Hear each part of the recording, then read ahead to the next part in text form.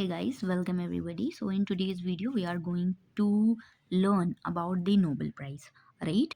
So why we have chosen specifically this topic, because it has been previously asked, ठीक है?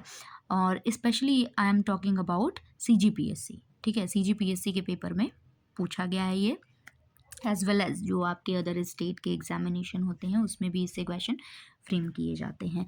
तो इसलिए ये टॉपिक इक्वली इम्पॉर्टेंट हो जाता है at the point of current affairs के भी।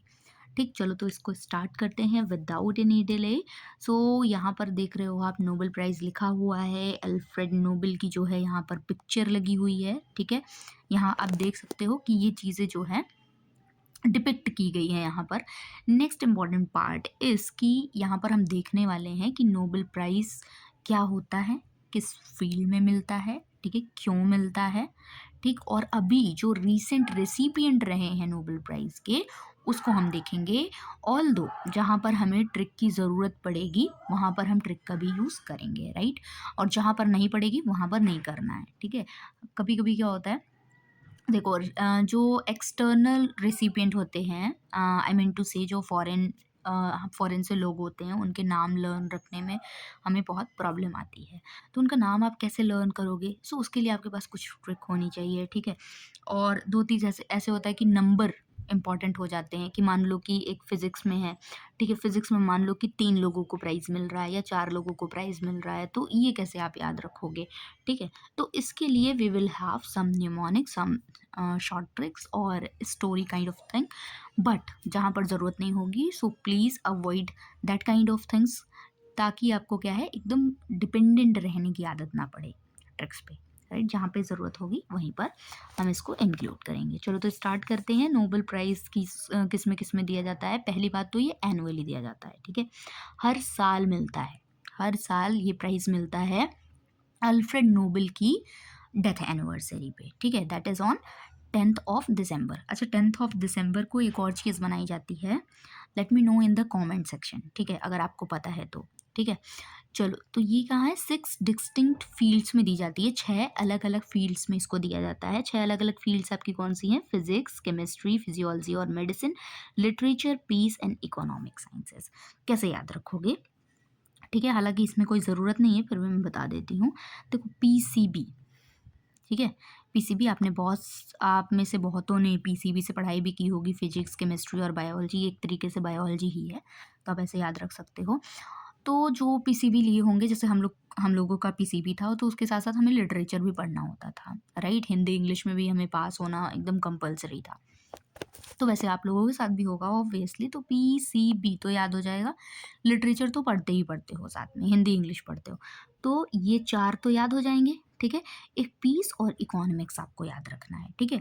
वो भी इकोनॉमिक जो है आपका, इकोनॉमिक साइंसेस, वो बाद में ऐड हुआ है। मतलब आप इसको लेके चलो कि नियरली मोर देन 60 ईयर, मतलब नियरली आफ्टर 60 ईयर ये क्या हुआ है, आपका इंक्लूड हुआ है, ठीक है।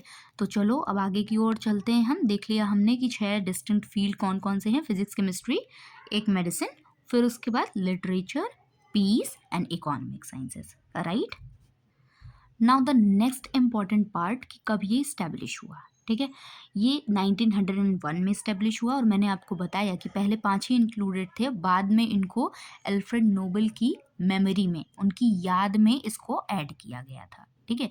किसको? इकोनॉमिक साइंसेस को। ओरिजिनली इट वाज ओनली 5, ठीक। ओरिजिनली कितने थे? केवल 5 थे, physics, chemistry, medicine, literature, peace. I am telling you again and again कि इट वॉज ओरिजिनली ओनली 5, ठीक है। लेटर ऑन कौन ऐड हुआ है? Economic sciences. तो examination can frame a question like कि कौन सा इसमें में से ऐसा है जो बाद में ऐड किया गया है, तो you have to very specific कि ये जो है इकोनॉमिक साइंसेज ही है, और ये क्या है, बाद में ऐड हुआ है, ठीक। ये थोड़ा सा याद रखना है। चलो अब इसके बाद हम थोड़ा सा अल्फ्रेड नोबेल के बारे में भी जानेंगे, राइट, क्योंकि वहाँ से भी कभी कभी जो आपके स्टेटमेंट बेस्ड क्वेश्चन होते हैं ना, स्टेटमेंट 1, स्टेटमेंट 2, स्टेटमेंट 3, तो उसके लिए ये सारी चीज़ें पढ़ना इंपॉर्टेंट हो जाता है। चलो तो आगे बढ़ते हैं और देखते हैं और भी पॉइंट्स अपने। तो यहाँ पर क्या है हमारे पास, अल्फ्रेड नोबेल के बारे में, ठीक है।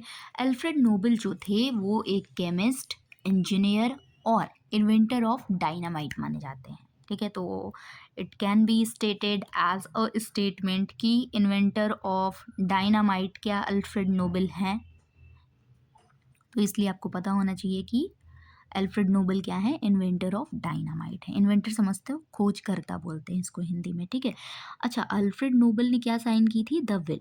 द विल क्या थी, 4-5 पेज का इट वाज डॉक्यूमेंट, ठीक है, जिसको उन्होंने साइन किया था 1895 में, जिसमें उन्होंने अपनी सारी जो वेल्थ थी, जो अपना सारा जो उन्होंने जीवन में जो कमाया था, ठीक है, उसको उन्होंने किसको दे दिया था, मैनकाइंड बेनिफिट के लिए, यानी कि for the sake of the society, यानी कि जो सोशल वर्क होता है, जो आपका क्या बोलते हैं, अच्छे काम होते हैं ना, कि हम सोसाइटी को अपने तरफ से क्या दे रहे हैं। तो इन्होंने जितनी भी वेल्थ कमाई थी वो सोसाइटी को दे दी द विल पे साइन करके। ठीक है, इनकी डेट ऑफ जो सेरेमनी है वो कौन सी है, date of ceremony, that means कि आपका कब ये मनाया जाता है, कब नोबेल प्राइज़ दिया जाता है। तो इट वाज 10 दिसंबर, जो कि क्या है, नोबल्स डेथ एनिवर्सरी भी है। जो इनकी डेथ एनिवर्सरी है उसी टाइम पे हम क्या मनाते हैं, ये जो आपका सेरेमनी है, अवार्ड सेरेमनी है, उसको सेलिब्रेट करते हैं। ठीक है, ये याद रहेगा। ठीक, चलो अब देखो ये कहाँ दिया जाता है, एक तो स्टॉकहोम में दिया जाता है, दूसरा नॉर्वे में दिया जाता है। रुको, हाँ, नाउ इट्स क्लियर। देखो, तो स्टॉकहोम और स्वीडन, स्टॉकहोम स्वीडन और ओस्लो और नॉर्वे। ठीक है, अब why it is given into 2 different countries, है ना, ये क्वेश्चन आ रहा है आपके माइंड में। ठीक, तो देखो जो स्वीडन और नॉर्वे हैं ये एक टाइम पे एक ही मोनार्क के अंडर थे। ठीक है, तो इनका जो कंट्री था वो स्वीडन और नॉर्वे दोनों तरीके से था, क्योंकि जब ये हुए थे, मतलब जब इनका जन्म हुआ था, तब ये दोनों कंट्रीज क्या थी, एक ही थी। इनका मोनार्क जो था वो एक ही था। दैट्स हाउ कि ये दोनों कंट्री में क्या किया जाता है, दिया जाता है। तो कुछ जो प्राइजेस है यहाँ पर, और सिर्फ एक प्राइज नॉर्वे में दिया जाता है। नॉर्वे में कौन सा प्राइज, पीस प्राइज दिया जाता है। बाकी सारे के सारे जो हैं वो कहाँ दिए जाते हैं, स्टॉकहोम स्वीडन में दिए जाते हैं। ठीक है, अगर आप पीस में, अगर आपको नोबेल मिलेगा, मान लो कल को आपको नोबेल मिलेगा पीस में, कि आपने बहुत अच्छा काम किया शांति के क्षेत्र में, तो आपको कहाँ जाना पड़ेगा, नॉर्वे जाना पड़ेगा। अगर आपने बाकी सारी फील्ड्स में किया, मान लो इकोनॉमिक्स में किया, या फिर लिटरेचर में किया, या फिर मेडिसिन में किया, या फिर केमिस्ट्री फिजिक्स में किया, तो आपको कहाँ जाना पड़ेगा, तो कहाँ जाना पड़ेगा, स्टॉकहोम जाना पड़ेगा। ठीक है, स्वीडन जाना पड़ेगा। तो इस चीज़ को याद रखो थोड़ा सा। चलो, अब हम पढ़ते हैं the most important part of this lecture is 2025 Nobel prize winners. This is extremely important. अगर 2026 का आप कॉन्टेक्स्ट देखोगे, जब तक 26 वाला नोबेल प्राइज जो है आप वो नहीं आपके न्यूज़ में आ जाता, तब तक ये क्या है, एक्सट्रीमली इम्पॉर्टेंट है। ठीक है, करंट अफेयर के अगर आप नज़र से देखो तो। चलो, तो आज हम इसमें क्या करेंगे, थोड़े बहुत ट्रिक लगा के और इसको याद रखने की कोशिश करेंगे, क्योंकि ये ऐसा फैक्चुअल डेटा है जो हर बार चेंज हो जाता है, हर साल जो होता है वो चेंज हो जाता है। क्यों, क्योंकि एनुअली आपका ये प्राइस डिस्ट्रीब्यूट होता है ना, हर साल आपका वो बदलता है ना पूरा पैटर्न, दूसरे क्लास में आप जाते हो उसी तरीके से आप मानो। चलो, तो इस बार पीस प्राइज़ किसको मिला है, लिटरेचर में किसको, फिजिक्स में किसको, केमिस्ट्री में किसको, मेडिसिन में किसको किसको, और फर्दर इसमें लिखा हुआ है कि इकोनॉमिक्स में किसको मिला है। चलो, तो एक एक करके I am going to start. Just imagine a story where a van, ठीक है, जहाँ पर क्या है, एक वैन है, वैन में बहुत सारे लोग हैं। क्या है, वैन में बहुत सारे लोग हैं यार, भीड़ है बिल्कुल। भीड़ में क्या होगी, मारपीट हो गई किसी बात पे। ठीक है, मारपीट हो गई, तो जो वैन चला रहा था, वैन चलाने वाले ने बोला कि मार करो नहीं, मार करो नहीं, मार करो नहीं, मार नहीं करो। ठीक है, शांति बनाए रखो। क्या करना है, मार नहीं करो, शांति बनाए रखो। ठीक है, तो ये क्या हो जाएगा, मारिया कॉरिना। ठीक है, मारिया कॉरिना, मार नहीं करो। ठीक है, शांति बनाए रखो। लड़ाई कहाँ हो रही है, वैन में हो रही है, तो वेनेजुएला। ठीक है, डेमोक्रेटिक राइट्स इन वेनेजुएला, याद रहेगा। तो वेनेजुएला में क्या हो रहा है, वेनेजुएला में पीस प्राइज जो है, वेनेजुएला की जो है मारिया कोरेना को, जिन्होंने डेमोक्रेटिक राइट्स इन वेनेजुएला पे काम किया है, उनको क्या मिला है, पीस में नोबेल मिला है। इस तरीके से आपको याद रखना है। ठीक है, चलो अब हमारा नेक्स्ट जो है important part that is literature. Literature को कैसे याद रखेंगे अब? ये लैज़्लो वगैरह कैसे याद रहेगा हमें? इतना टफ नाम है ये तो आराम से याद हो जाएगा। ठीक है, बहुत बहुत बहुत इजी है। इट्स लुकिंग कि भाई ये सब नाम तो हमारे यहाँ के हैं ही नहीं, हम तो रमेश सुरेश महेश और भी इजी इजी नाम याद करते हैं। ठीक है, don't take it very personally. ठीक है, इट वाज जस्ट एग्जाम्पल। हमारे नाम जो होते हैं क्योंकि हम यहीं के हैं ना, तो हमारे नाम जो होते हैं वो ईजी होते हैं, हम एक दूसरे का नाम जल्दी से प्रोनाउंस कर लेते हैं, जल्दी से याद कर लेते हैं। लेकिन जब बात आती है दूसरे कंट्री की तो थोड़ा सा डिफिकल्ट हो जाता है, आई कैन अंडरस्टैंड। चलो तो स्टार्ट करते हैं। यहाँ पे लिटरेचर में किसको प्राइज़ मिला है? तो देखो, एक ऑथर है। ठीक है, ऑथर ऑथर क्या लिखते हैं? बुक वगैरह लिखते रहते हैं ना। ठीक है, तो आप ऐसा ही इमेजिन करो या आप ही अपने आप को ही इमेजिन कर लो, नो इशू। ठीक है, तो एक ऑथर है जो कि लिख रहा है, क्या लिख रहा है? एक लिटरेचर लिख रहा है। ठीक है, ऑथर एक लिटरेचर लिख रहा है। अब लिखते लिखते ना रात हो जाती है उसको। ठीक है, इतना हार्ड वर्किंग है, रात रात भर काम कर रहा है। तो वो क्या है, अब रात रात भर आप काम करोगे तो आपको भूख लगेगी। कभी पढ़े हो रात में? रात में कभी पढ़ना, तो 2 से 3 के बीच में ना भूख लगती है। It's my experience, I don't know कि आपका क्या एक्सपीरियंस है। तो अगर रात को 2 से 3 के बीच ना भूख लगती है, कुछ चटपटा सा खाने का मन होता है। ठीक है, तो ऑथर को क्या लग गई? भूख लग गई। ठीक है, हंगर, हंगर से आपको याद रहेगा हंगेरियन। ठीक है, तो उसको भूख लग गई और भूख लग गई तो उसे हम लोग क्या रखते हैं? कुछ वेफर्स रखते हैं, कुछ ऐसा तीखा तीखा सा रखते हैं, राइट? कुछ पैकेट वाली चीज़ें रखते हैं खाने के लिए। तो उन्होंने कहा कि कुछ क्रंची सा लेज़ ले आओ। क्या ले आओ? क्रंची सा लेज़ ले आओ। तो ये क्रैन्स आपको याद हो जाएगा। ठीक है, क्रैन्स आपको बस इतना ही याद रहेगा तो भी आप मार्क कर लोगे। ठीक है, क्रैन्स या फिर लेज़ ले आओ भी रखोगे तब भी याद हो जाएगा, तब भी कोई इशू नहीं आएगा। लैज़ लो। ठीक है, क्रैंज़ी लैज़ लो, लेज़ ले आओ, लेज़ ले आओ, लैज़ ले आओ, लैज़ ले आओ। ठीक है, ऐसे करके। तो लिटरेचर का हो गया आपका हंगेरियन ऑथर क्रैंज़नाहर, राइट? चलो, अब फिज़िक्स की बात आ जाती है। ठीक है, तो फिज़िक्स में अब देखो ना, देखो जीवन में ना हमें भगवान के पास प्रे करने तो जाना ही होता है। सब लोग जाते होंगे, कोई अपने रिजल्ट के लिए जाता है, कोई अपने प्रमोशन के लिए जाता है। तो ऐसे ही एक फिज़िक्स की लैब में एक कंप्यूटर पे, कंप्यूटर समझते हो ना? कंप्यूटर पे जो काम करता है उसको क्या कहते हो? क्लर्क कहते हो मेजरली। ठीक है, तो कंप्यूटर पे एक क्लर्क काम कर रहा है। ठीक है, अब क्या होता है कि जीवन में उसको लग गया कि भाई अब ये काम नहीं हो सकता, थोड़ा मेरे को भी प्रमोशन चाहिए, तो वो मारुति भगवान के पास जाता है। बजरंगबली को सब लोग जानते हो ना, हनुमान जी को, उनका नाम मारुति भी है। तो वो मारुति मंदिर है बगल में उसके ऑफिस के, तो वो वहाँ पे जाता है, मारुति मंदिर में जाता है, मारुति देव के मंदिर में जाता है और क्या बोलता है कि मेरा प्रमोशन करवा दो। अब मारुति भगवान नहीं बोलोगे, आप मारुति देव बोलोगे। ठीक है, मारुति देव बोलोगे। वो बोलेगा कि मेरा क्या कर दो भगवान जी, प्रमोशन करवा दो। मारुति देव, हे मारुति देव आप मेरा प्रमोशन करवा दीजिए। ठीक है, आप या तो 2-3 दिन अपना ऐसा प्रैक्टिस कर लेना, हे मारुति देव मेरा ये वाला पीएससी का एग्ज़ाम निकलवा दो, या जो भी एग्ज़ाम आपके स्टेट्स में है वो सब आप बोल सकते हो ऐसा करके। ठीक है, तो मारुति देव ऐसा करके उसको जो भी आप समझ लो, ठीक है, उसको आशीर्वाद दे देंगे या अच्छा ही हो जाए। चलो, कोई भी बंदा अगर प्रेयर करता है उसका अच्छा होना चाहिए। तो यहाँ पर क्या हो जाएगा आपको? क्लार्क, डेवोरेट और मार्टिनेस, ये तीनों के नाम क्या हो जाएंगे? लर्न हो जाएंगे। केमिस्ट्री में क्या है? केमिस्ट्री की बड़ी प्यारी सी स्टोरी है। ठीक है, चलो एक यज्ञ कुंड बनाओ, सब लोग बनाओ मेरे साथ साथ। ठीक है, मैं भी बनाती हूँ, आप भी बनाओ। देखो यहाँ मेरे पास स्पेस है तो मैं यहाँ पे बना रही हूँ, आपके पास जहाँ पे स्पेस हो आप वहाँ बनाना है ना। देखो जैसा भी बन रहा है, अपने लेवल पे मैं अच्छा बना रही हूँ। ठीक है, आप भी अपने लेवल पे अच्छा बनाओ। ठीक, ऐसे लकड़ियाँ मैंने लगा दी हैं, ये कुछ यज्ञ हो रहा है। क्या हो रहा है? यज्ञ हो रहा है, राइट? ओके ना, ये यज्ञ किस लिए हो रहा है? बेटे के लिए हो रहा है। ठीक है, इन इंडियन सोसाइटी आपने देखा होगा, मतलब बेटों का कितना क्रेज़ है पुत्र प्राप्ति के लिए।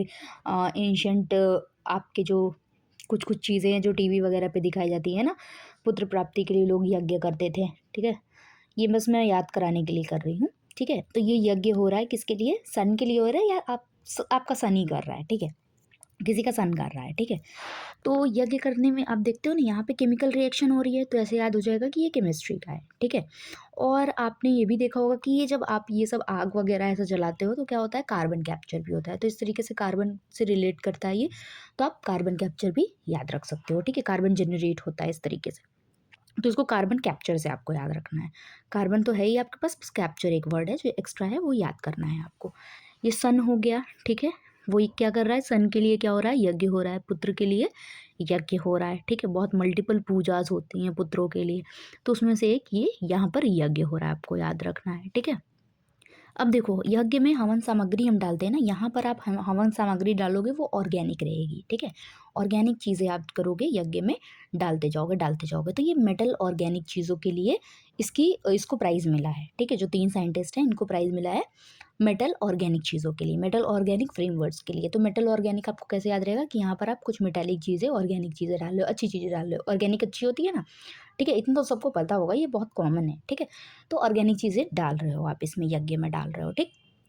और दूसरी इंपॉर्टेंट चीज़, कोई तीसरा बंदा आ गया या पंडित जी आ गए, उन्होंने पूछ रहे हैं इसमें कितना गया, क्या पूछ रहे हैं, कितना गया, कितना गया, ठीक है, गया पूछ रहे हैं कितना गया, कितना आपने डाला। 3 बार यज्ञ करना होता है, 5 बार करना होता है, 11 बार करना होता है, आपने कितनी बार किया, ठीक। गिनती भूल जाओगे तो पंडित जी ही तो आपको बताएंगे। तो वो पूछ रहे हैं कितना गया, ठीक है। अब देखो अब हमारी स्टोरी कैसे रिलेट करेगी। चलो देखो यहाँ पर स्टोरी, देखो ये क्या है, किटागवा, कितना गया, ठीक है। रॉबसन, अच्छा रॉब जो है आपको अगर याद रखना है, हालांकि सन से आपको याद रहेगा, अगर नहीं याद रहेगा तो आप ऐसा ऐसा समझ के रखना कि बीच में उसके घर में रॉबरी हो गई। रॉबरी समझते हो ना, चोरी हो गई, डकैती हो गई, रॉबरी हो गई। तो रॉबरी हो गई तो उसने गिनती भूल गया कि उसने कितनी बार हवन करा था। तो उसे पंडित जी पूछते हैं कितना गया था अभी तक आपने कितनी बार किया था, ठीक। तो ऐसे करके याद रख सकते हो। और यज्ञ से आप याद रखना यज्ञ, ठीक है। चलो अब आती है बारी हमारे पास किसकी, मेडिसिन की। अब मेडिसिन के बारे में देखते हैं थोड़ा सा। मेडिसिन में भी आपके पास बहुत ही अच्छी सी ट्रिक है, बहुत अच्छी सी ट्रिक क्या है, चलो बताओ। देखो यहाँ पर है एक काऊ, हमारे पास एक गाय है जो जल गई है, बर्न हो गया उसको, ठीक है, जल गई है। तो जल गई है तो कहाँ ले जाओगे, डॉक्टर के पास ले जाओगे, ठीक। मेडिकेशन कराओगे कि नहीं कराओगे। तो डॉक्टर ने बोला काऊ को, काऊ के ओनर को बोला कि आपको क्या करना है, इनको हरी साग सब्जी खिलानी है। और क्या करना है, हरी साग सब्जी खिलानी है, भगवान से प्रे करना है, राम जी से प्रेयर करना है कि ये जल्दी ठीक हो जाए, ठीक है। ऐसे ही करते हैं ना डॉक्टर, राम जी से प्रेयर करो, हरी साग सब्जी खाओ, ठीक है। और इसका क्या है, एक और प्रॉब्लम है, देखो जब बर्न हो जाता है, जब चोट वगैरह लग जाती है तो हमारी टी सेल्स, इम्यून सिस्टम जो रहता है वो एक्टिवेट हो जाता है कि नहीं हो जाता है, सबका हो जाता है, बहुत कॉमन है, ठीक है। तो उसकी टी सेल्स, इम्यून सिस्टम जो है वो एक्टिवेट हो गई हैं, ठीक है। तो अब देखो ये क्या हो जाएगा, बर्न काउ, यानी कि काऊ को बर्न लग गया, ठीक है। तो राम जी से एक तो आप प्रेयर करोगे, दूसरा डॉक्टर के पास आप ले गए तो डॉक्टर ने क्या बोला, साग साकागुची, ऐसे याद रखना, साग सब्जी, ठीक है। और उसकी टी सेल्स, रेगुलेटरी सेल्स और इम्यून सिस्टम क्या हो गया था, एक्टिवेट हो गया था, क्योंकि वो जल गई थी, ठीक है। याद रहेगा, बहुत ईजी था ये तो। चलो the next important part is economics. Economics में कैसे याद रखना है, इकोनॉमिक्स में एक बंदा है जिसके पास पैसों की कमी हो गई है, वो सोच रहा है कैसे मैं करूँगा, कैसे कैसे कैसे, मतलब वो बार बार कैसे सोच रहा है कि कैसे मेरी जीवन चलेगी, हाउ हाउ, ठीक है, कैसे कैसे करेगा, how it will be come out और हैपन, ठीक है। तो वो हर चीज़ सोच रहा है कि कैसे होगा, हाउ में हर चीज़ सोच रहा है। क्यों, क्योंकि उसके पास क्या नहीं है, मनी नहीं है, मनी, MONEY, मनी नहीं है। तो MONEY से आप याद रखना, MOKYR, ठीक है। MO से वैसे भी आपको याद हो जाएगा, ठीक है। तो फिर उसके बाद उसको उसका दोस्त कहता है कि यार भाई ये तो कैसे पॉसिबल होगा, तू बार बार ऐसी बातें कर रहा है कि कैसे पॉसिबल होगा, ये तो मनी से ही पॉसिबल होगा। The only way you have कि आप मनी कमाओ, ठीक है, पैसे कमाओ, उसी से हो सकता है। उसी से तू क्या कर सकता है, ज्वेलरी खरीद सकता है, उसी से तू फिलिप के जो महंगे महंगे अप्लायंसेज और जो चीज़ें आती हैं ब्रांड वाली वो खरीद सकता है, उसी से तू पीटर के कपड़े खरीद सकता है, ठीक है। तो क्या क्या, उसी से फिलिप के अप्लायंसेस खरीद सकता है, उसी से पीटर के कपड़े खरीद सकता है, उसी से ज्वेलरी खरीद सकता है, ठीक। क्यों, क्योंकि अगर तेरे पास पैसे होंगे तब तू ये कर पाएगा। पैसे क्या हो गया, इकोनॉमिक्स, ठीक है। इजी पीजी, इससे आपको जितने तीनों साइंटिस्ट हैं यहाँ पर लर्न हो जाने वाले हैं। एक का नाम है जोएल मॉकर, दूसरा है फिलिप एगियन, और फिर आपके पास पीटर हाउट। ठीक है, नेक्स्ट इम्पोर्टेंट हाँ, अब क्या है आपके इंडियन रिसिपिएंट। ठीक है, इंडियन रिसिपिएंट यानी कि जो पहले जिनको मिल चुका है, and again this is for statement based question. ठीक है, स्टेटमेंट बेस्ड में ये आ सकता है आपका। चलो तो इसको देखते हैं एक बार, इंडियन रिसिपिएंट कौन कौन रह चुके हैं। एक आपका इंडियन रिसिपिएंट सबसे पहले जो रह चुके हैं वो है रविंद्रनाथ टैगोर, जिनको 1913 में मिला है। 1913 से आप याद रखना 1930, 1330। ठीक है, एक तरीके का साउंड कर रहा है।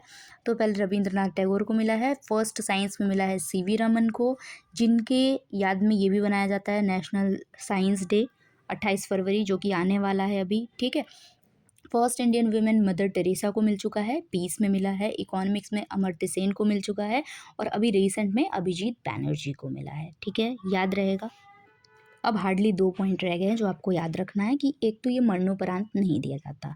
ठीक है, ये मरणोपरांत नहीं दिया जाता, मरने के बाद नहीं दिया जाता। ये award can not be given after death, ये याद रखना है। ठीक है, unless the person dies after the announcement, अगर अनाउंसमेंट के बाद वो ख़त्म हो गया है बंदा तो ये हो सकता है, अदरवाइज नहीं। ठीक है, शेयरिंग, और 3 लोगों के बीच में ही इसको मैक्सिमम शेयर किया जा सकता है। ठीक, ये 2 पॉइंट्स ऐसे हैं जो एक्स्ट्रा पॉइंट है और आपको दिमाग में रखना है, क्योंकि पूछा जाता है ना मरणोपरांत कौन सा दिया जाता है, ये दिया जाता है, भारत रत्न दिया जाता है, तो आपको ये क्या रखना है, थोड़ा सा याद रखना है। ठीक है, तो we have done all the important points, and I hope कि आपको ये हेल्पफुल रहा हो, आपको चीज़ें समझ में आई हों।